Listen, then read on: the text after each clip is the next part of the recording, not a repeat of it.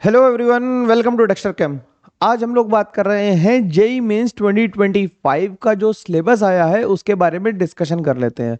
कई लोगों को इस बारे में ये कन्फ्यूज़न होता है, इस सिलेबस को लेके ये कन्फ्यूज़न होता है कि हम लोग इनऑर्गेनिक कितनी पढ़ें। उस बारे में मैं बताऊंगा कि इनऑर्गेनिक कितनी पढ़नी है, जो चैनल पे पढ़ी हुई है इनऑर्गेनिक वो सफिशिएंट है या नहीं है, इस बारे में मैं डिटेल में डिस्कस करूंगा। और ये भी बात करूंगा कि तुम्हें किस किस टॉपिक पे मेनली फोकस करना चाहिए। ठीक है, तो स्टार्टिंग करते हैं। सिलेबस की नोटिस हमारे पास है, सब लोगों के पास फिजिकल कॉपी है। उसमें ध्यान से अगर देखोगे तो मोल कॉन्सेप्ट पूरा ही आ रहा है। मोल कॉन्सेप्ट में तो कहीं से कहीं तक कोई दिक्कत नहीं है। एटॉमिक स्ट्रक्चर भी पूरा है, और एटॉमिक स्ट्रक्चर में जो वेव फंक्शंस हैं, अगर तुम वेव फंक्शंस को ध्यान से देखोगे तो वेव फंक्शंस जो दिए गए हैं, जो लिए गए हैं वेव फंक्शंस, वो बेसिकली जो लिए गए हैं वो लिए गए हैं 1s और 2s ऑर्बिटल के लिए। यानी कि ज्यादा डिटेल में नहीं करना है, 1s और 2s ऑर्बिटल वाले ही देखने हैं।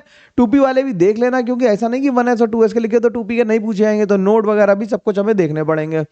केमिकल बॉन्डिंग की बात करें तो पूरी केमिकल बॉन्डिंग ही सिलेबस में ले ली है, कोई इफ बट किया नहीं है, सब कुछ ले लिया है, कोई भी छोड़ा नहीं है।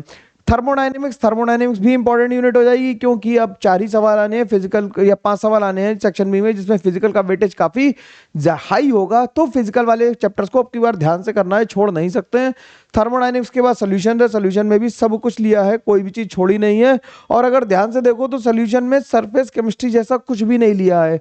नॉन आइडियल आइडियल सोल्यूशन है, कॉलिगेटिव प्रॉपर्टीज है, रिलेटिव फ्लोरिंग वेपर प्रेशर है, वांट ऑफ फैक्टर्स है और उसका सिग्निफिकेंस है।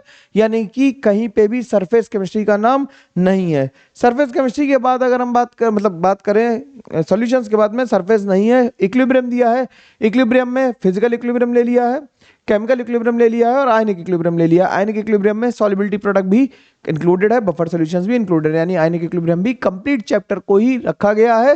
रिडॉक्स रिएक्शन में और इलेक्ट्रोकेमिस्ट्री में सब कुछ ले लिया है, कोई भी छोड़ा नहीं है। Assigning oxidation number, balancing redox reaction और कोलरेज लॉ, गिब्स फ्री एनर्जी, यानी कि पूरा हमें कंप्लीट ही इलेक्ट्रो और रिडॉक्स भी पढ़नी है।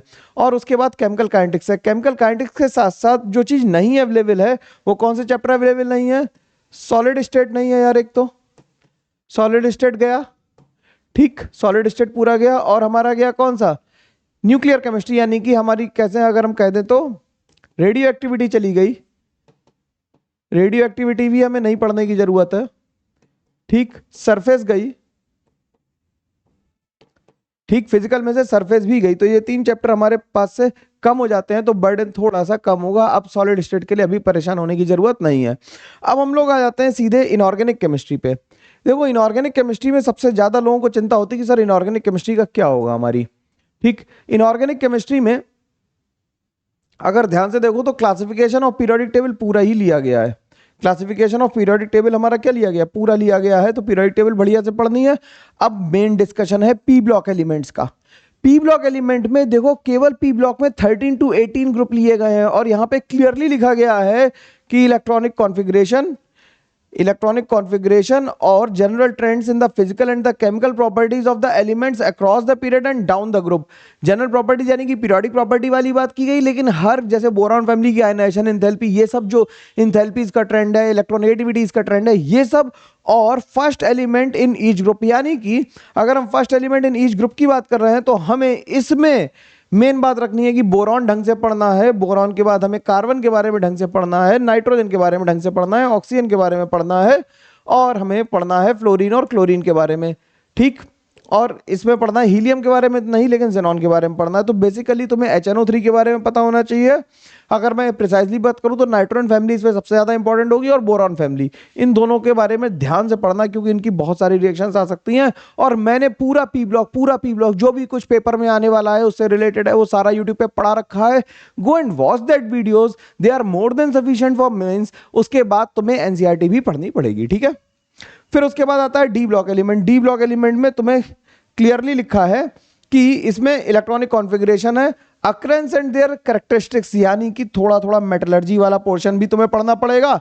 और इसके बाद ये कह रहा है कि catalytic property, radius, interstitial compounds, alloy formation, ठीक है, preparation and properties and uses of K2Cr27 और KMnO4, यानी अकरेंस एंड कैरेक्टरिस्टिक्स में थोड़ा सा मेटलर्जी देख लेना, कि जो एनसीईआरटी में लिखी हुई मेटलर्जी, पूरा चैप्टर नहीं करना है, सच चैप्टर नहीं करना है, लेकिन जो एनसीईआरटी में जैसे वेनेडियम के लिखे हुए हैं प्रॉपर्टी, उसमें क्रोमियम की लिखी हुई है, तो वो तुम थोड़ी बहुत देखोगे तो तुम्हें सही रहेगा। और इनर ट्रांजिशन एलिमेंट्स में लैंथेनाइड और एक्टिनोइड की ऑक्सीडेशन नंबर बहुत इंपॉर्टेंट बात है, इस बारे को हर बार इससे क्वेश्चन आ रहा है, बहुत इंपॉर्टेंट है, तो इसे ध्यान से रखना, भूलना मत यार, है ना। इन बातों को मत भूलना कि डी&एफ भी मैंने करा रखा है पूरा, मेटलर्जी भी करा रखी है पूरी, शक नहीं करना है, पढ़ना है बस, है ना। तुम्हारा काम इतना है कि पढ़ो, उसे भूलना मत, ठीक। उसके बाद एक्टिनोइड्स में भी सेम चीज है कि कोऑर्डिनेशन कॉन्फ़िगरेशन है और ऑक्सीडेशन स्टेट्स है। कोऑर्डिनेशन कंपाउंड तो पूरा चैप्टर ही है लिया गया, कोऑर्डिनेशन कंपाउंड से पूरा चैप्टर ले लिया गया, और इसमें करा importance of coordination compounds in qualitative analysis, यानी कि सॉल्ट एनालिसिस की बात कर रहा है, तो सॉल्ट एनालिसिस यहां पे इंपॉर्टेंट हो जाता है। क्या इंपॉर्टेंट हो जाता है? सॉल्ट एनालिसिस इंपॉर्टेंट हो जाता है, और extraction of metal of biological systems जैसे कोबाल्ट हो गया, मैग्नीशियम हो गया, इनके बारे में भी, ठीक है। फिर आती है ऑर्गेनिक। ऑर्गेनिक में हमें सारी प्यूरिफिकेशन टेक्निक्स, ये भी हम लोगों ने यूट्यूब पे कर रखा है, पूरा चैप्टर प्यूरिफिकेशन के नाम से, वो पूरा कंप्लीटेड है, उस पर शक नहीं करना यार। देखो जो कंटेंट मैंने पढ़ा है ना, वो मोर देन एनफ पढ़ा है, उसे कम तो कैसे, मैं कम क्यों पढ़ा दूंगा यार तुम्हें, है ना, मेरा क्या फायदा हुआ कम पढ़ाने से, ठीक। जीओसी, आइसोमेरिज्म, आईयूपीएसी सब कुछ है सिलेबस में, हाइड्रोकार्बन पूरा ही है, और सारी रिएक्शंस के नाम भी दिए हैं, तो पूरी ऑर्गेनिक पढ़नी है। और यहाँ पे uses and environmental effects of DDT, freons, iodoform and chloroform, ये इंपॉर्टेंट बात है, ये जरा ध्यान से देख लेना कि इन्हें हमें ध्यान से देखना है, ठीक है। तो इनके इफेक्ट्स हमें ध्यान से देखने पड़ेंगे, ठीक। ये रहा uses, environmental effects of chloroform, iodoform and DDT, ठीक है, ये ध्यान से करना, ठीक। आगे बात करते हैं अब ऑर्गेनिक कंपाउंड्स कंटेनिंग ऑक्सीजन में पूरा ही alcohol, enol, phenol, ether, aldehyde, ketone सब कुछ लिया गया है। एसिडिक स्ट्रेंथ भी ले ली गई है, देखो कार्बोक्सिलिक एसिड में, और नाइट्रोजन में एमीन्स और डाइजोटाइजेशन, डाइजोनियम सॉल्ट सारे कुछ लिए हैं, और बायोमोलिक्यूल्स पूरा ले लिया है। कहाँ तक? हार्मोन्स तक। इंट्रोडक्शन कहाँ पे? ये हार्मोन वाला पार्ट कहाँ पे मिलेगा? लास्ट में मिलेगा एनसीईआरटी में, ठीक है ना। जनरल इंट्रोडक्शन हमें लास्ट में मिलेगा एनसीईआरटी में, ठीक। तो ये देख लेना, एनसीईआरटी के लास्ट में होगा। और ये है हमारी पूरी यूनिट जो हमारी है, वो है सॉल्ट एनालिसिस की। तो मैं बार बार कह रहा हूँ, सॉल्ट एनालिसिस ही मेनली रिएक्शन पार्ट से आएगा, पी ब्लॉक से रिएक्शंस नहीं आएंगी। तो सॉल्ट एनालिसिस हम लोग ध्यान रखेंगे, ऑर्गेनिक की भी और इनऑर्गेनिक की, दोनों की सॉल्ट एनालिसिस करेंगे और पढ़ेंगे। और प्रैक्टिकल इंफॉर्मेशन जैसे हम लोगों ने काइनेटिक्स में भी पढ़ा है, preparation of lyophilic and lyophobic salts, ये केवल सरफेस का पार्ट है, ठीक है, सरफेस केमिस्ट्री का ये पार्ट है, तो ये पढ़ना पड़ेगा तुम्हें, ठीक है। ये पोर्शन पढ़ना पड़ेगा सरफेस केमिस्ट्री का, पूरी एक्सक्लूड करने के बाद भी ये पढ़ना पड़ेगा, ठीक है। एंथैल्पी ऑफ सॉल्यूशन, ये तो हम लोगों ने थर्मोडायनेमिक्स में पढ़ा रखा है, और काइनेटिक स्टडी आयोडाइन की H2O2 के साथ रिएक्शन हम लोगों ने पढ़ रखी है, मतलब ये आइडोमेट्री की बात कर रहा है तो वो भी हम लोगों ने कर रखा है। तो सिलेबस में ऑल इन ऑल अगर मैं बात करूं तो एस ब्लॉक और हाइड्रोजन पूरी तरह से डिलीटेड है। क्या क्या डिलीटेड है? अगर मैं डिलीटेड को लिख दूं यहां पे, तो डिलीटेड क्या क्या है? S block and hydrogen completely deleted है। सॉलिड स्टेट गया भाई पूरी तरह से,